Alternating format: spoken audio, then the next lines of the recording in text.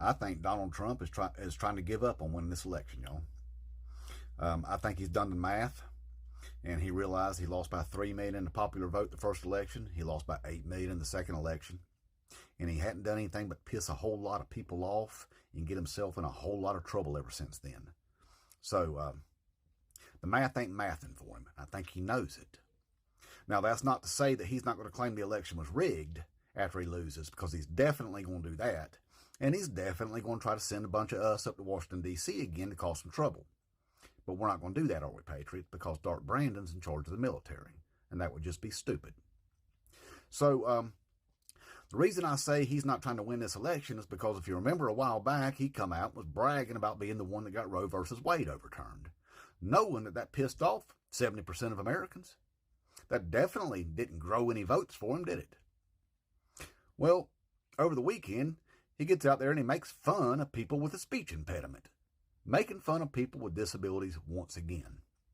Now, I know he was talking about Joe Biden, but guess what, Patriots? Joe Biden ain't the only person in this country that suffers from a speech impediment.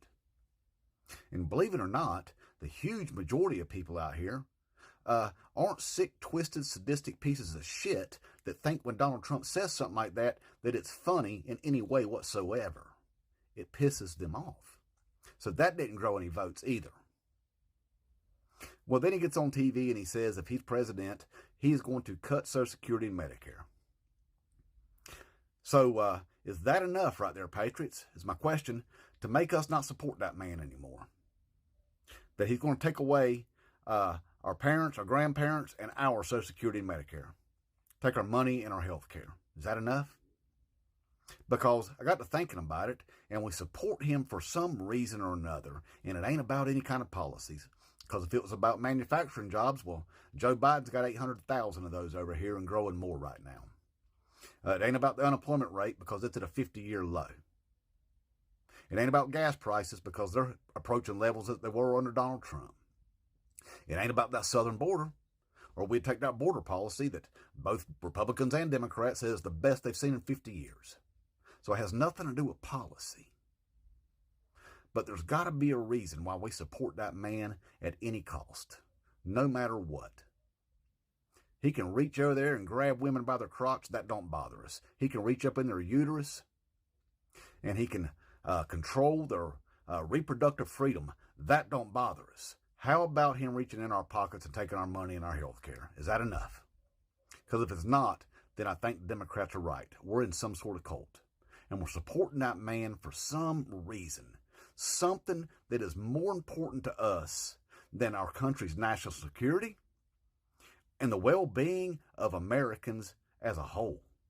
There's something that's so important to us that we just can't say out loud. I can't quite put my finger on it. Patriots, just can't quite get there.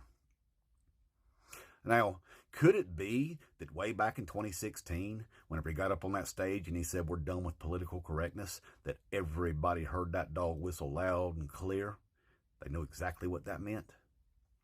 Him saying that meant, hey, all that bigotry and hatred you got stored up in there that you haven't been able to spew on people for all these years, I'm giving you the green light. And that's more important than anything, right, Patriots? And then when he lost that election in 2020, scared the hell out of us. We're going to lose that freedom to hate. So we're doing anything we can to get him back in the White House. The country be damned, right? Because after this election, the Republican Party is dead. And I think we know that. That means no representation for bigotry and hatred. And Donald Trump damn sure ain't winning this election. And he damn sure ain't pulling off no coup. Inmate Trump 2024.